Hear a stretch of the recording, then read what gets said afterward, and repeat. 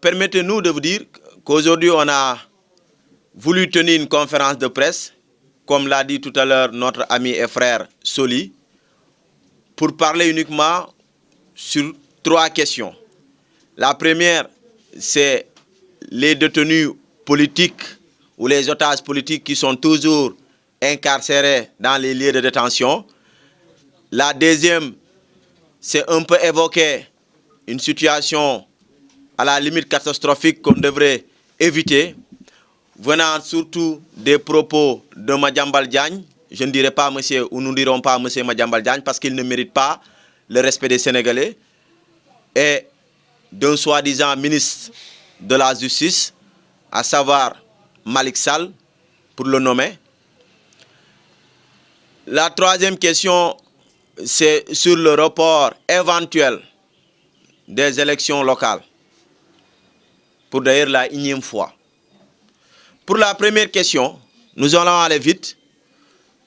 Vous avez constaté, comme nous tous, que jusque-là, à Ziguinchor, les détenus qui ont été pris lors des échauffourées sont présentement et actuellement dans les lieux de détention. Il s'agit de 4 personnes pour Ziguinchor. Ailleurs, on a vu qu'à Dakar, certains détenus ont été libérés. Les détenus de Bignona ont été libérés. Et quasiment dans tout le pays, sauf peut-être à notre connaissance ceux de Diourbel et de Ziguinchor. Et ce que nous réclamons, c'est la libération, comme on l'a dit, sans condition et dans les plus brefs délais de ces otages politiques. Nous disons que ça, ce n'était même pas une question de justice. La justice n'avait pas droit, une bonne justice n'avait pas droit de prendre ces gens-là et de les incarcérer. Parce que c'est des gens à la limite qui n'ont rien fait. Rien fait. Ils ont été juste incarcérés ou pris pour des faits à la limite imaginaires. Nous disons bien imaginaires. Et quand on parle d'une justice, la justice, elle doit se fier à des faits et non à des faits imaginaires, virtuels, qui n'existent quasiment pas. Donc ce que nous demandons au tribunal de Ziguinchor et à la justice de Ziguinchor et la justice sénégalaise en général, c'est de libérer les détenus ou les otages politiques de Ziguinchor. Et nous pensons que de bonne foi, la justice va le faire. Parce que nous savons tous que tous les Sénégalais sont en train d'appeler ou de faire allégeance à un climat apaisé, parce que nous sommes dans un pays qu'on appelle le pays de la Teranga. Et quand nous sommes dans un pays de la Teranga, la justice se doit de faire son travail, mais pas d'être instrumentalisée. Dieu soit loué que les gens de Bignona et d'autres contraintes du pays sont libérés. Donc nous profitons de la même occasion pour demander à cette même justice, même si de part et d'autre dans une justice, il y aura toujours des brebis galeuses, mais nous pensons avoir confiance en notre justice. Et toujours, parce qu'on ne peut pas perdre confiance à la justice. Si nous perdons totalement confiance à la justice, ça c'est que rien ne sera apaisé dans ce pays. Et ce que nous voulons, c'est l'apaisement, c'est la sérénité. Et donc nous appelons la libération de nos camarades qui sont incarcérés toujours. Et nous pensons que la semaine prochaine, Inch'Allah, ils vont revenir au niveau de leurs familles respectives pour que, au moins, que le Sénégal retrouve encore sa quiétude. La deuxième question, c'est, ils sont 4. À Ziguinchor, ils sont 4 jusqu'à présent au niveau de la prison. Et donc, nous demandons véritablement leur libération sans condition et de manière immédiate d'ailleurs. C'est une exigence du peuple. C'est une exigence du peuple. Les marabouts ont fait leur travail et donc nous autres, en tant que société civile, nous allons faire notre travail. La deuxième question, comme on l'a dit, elle concerne les propos gravissimes ou graves tenus par un, je dirais, Sénégalais, à savoir Madiambal Diagne. Parce que si on pouvait dire monsieur Madiambal Diagne, mais nous enlevons le nom monsieur parce qu'il ne mérite pas le respect des Sénégalais. Et permettez-nous de vous dire que Madiambal doit savoir que tous les Sénégalais ont des preuves tangibles sur lui, sur ses manigances, sur ce qui fait qu'aujourd'hui il est en train de vouloir, de tout faire pour plaire au pouvoir. Jusqu'à même au prix de vouloir brûler ce pays. Nous sommes à la fois des Diola, des Serer, des Manjak, des Sarahoulé, des Bambara, des Mankagnes. Nous sommes un peuple uni. Et on ne saurait reconnaître qui est Diola, qui est Mankagne ou autre. Les Diola ont des épouses. Lébou, Serer. Nous avons quelque chose qui nous lie, en fait. Et ce qui nous lie est plus grand que ce qui doit nous diviser. Mais comprenez par là que malheureusement, nous avons été déçus. Nous avons été touchés au fond de notre dignité en lisant les écrits ou la chronique de Madiambal Diagne. Nous n'allons pas rentrer dans des détails. Ce que nous avons à demander tout simplement, en tant que citoyens, Madiambal a dit détenir des preuves sur ce qu'il a avancé. Monsieur le procureur, vous avez de la viande fraîche. Le dossier de Madiambal, c'est un dossier tout frais. Vous n'avez même pas besoin d'aller dans des dossiers comploteurs ou autres là, pour descendre beaucoup plus bas que les semelles d'une femme. Mais vous avez un dossier qui est là, monsieur le procureur. Serigne Bassirou, vous avez un dossier. Le dossier de Madiambal ne doit pas passer inaperçu. Parce que vous savez que les Sénégalais vous disent que vous n'êtes pas leur procureur. Vous n'êtes pas le procureur de la République. Que vous êtes le procureur d'un pouvoir. C'est l'occasion pour vous de vous ressaisir et d'être le procureur de la République. En quoi faisant? Ce n'est pas à nous de vous donner des leçons. Mais tout de même, nous avons des exigences à faire. C'est que M. Madiambal Diagne doit être entendu. Sur le fond du dossier, il doit être entendu. Et ça, c'est une exigence du peuple.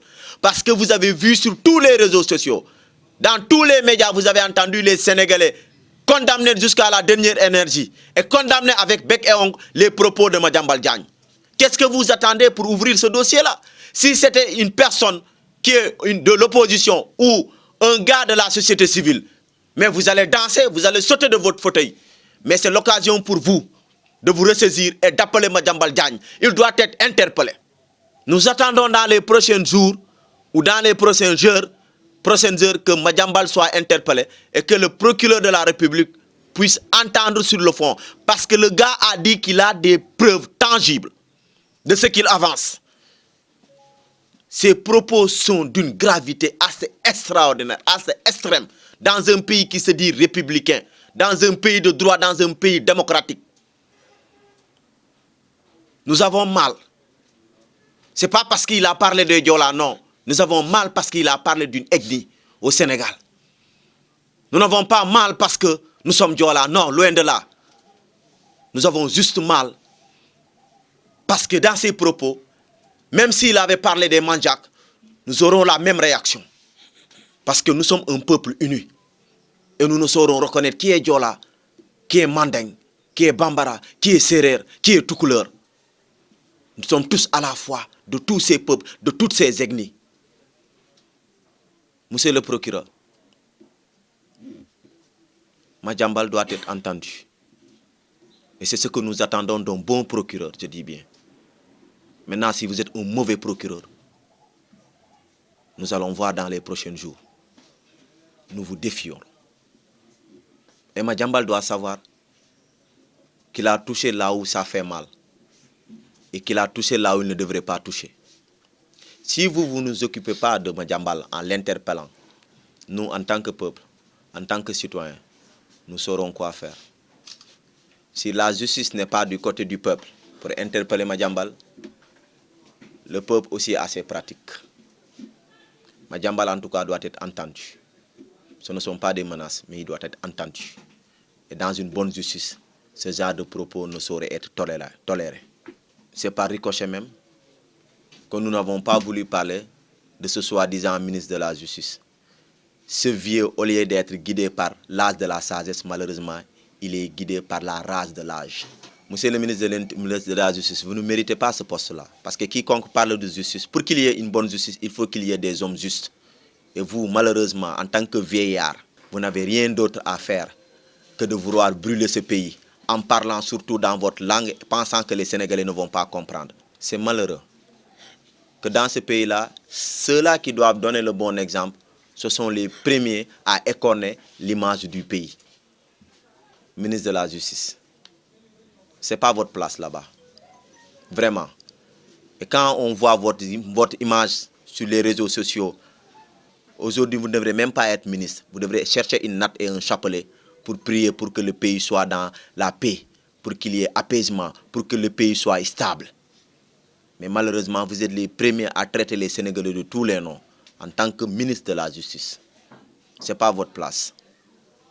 Malheureusement, ce n'est pas votre place. Et nous, on se contenterait, en tant que jeunes, de ne pas aller très loin pour vous caractériser, parce que nous avons reçu une bonne éducation. Vous savez, il y a un auteur sénégalais qui disait « En Afrique, un vieillard qui meurt ressemble à une bibliothèque qui brûle. » Mais malheureusement, il y a certains de ces vieillards qui, quand ils meurent, c'est une merde qui est emportée. Et vous en faites partie d'ailleurs. La dernière des questions qu'on a voulu entamer avec vous, c'est la question du report des élections. Fofu dañuy wax ni monsieur Macky Sall wala Macky Sall bu ñu yàpp.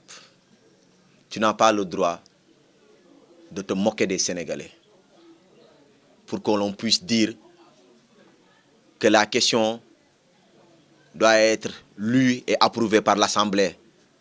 Quelle Assemblée? Avec ces robots programmés que nous avons là-bas. Non, nous ne nous attendons pas à une éventualité de dire niet à ce que vous, en tant que président, vous allez soumettre à l'Assemblée. L'Assemblée, c'est des robots programmés. C'est des gens qui sont instrumentalisés. Et à la limite, si nous avons quelque chose à leur dire, c'est de leur dire d'arrêter d'être arrogant. Parce qu'on peut être plus arrogant qu'eux. On vous paye, on sue pour vous payer. Et vous êtes arrogant. Au lieu d'être des députés, certains parmi vous, ils sont des dépités. Et déboutés encore par le peuple sénégalais. Sur cette question, nous n'avons pas grand chose à dire. C'est-à-dire, Monsieur le Président de la République, depuis que vous êtes là, les élections de 2014, vous les avez organisées. Mais pourquoi vouloir chaque fois reporter les élections locales? Pourquoi? Nous ne voyons pas en réalité les causes d'un report des élections. Nous ne voyons pas ces...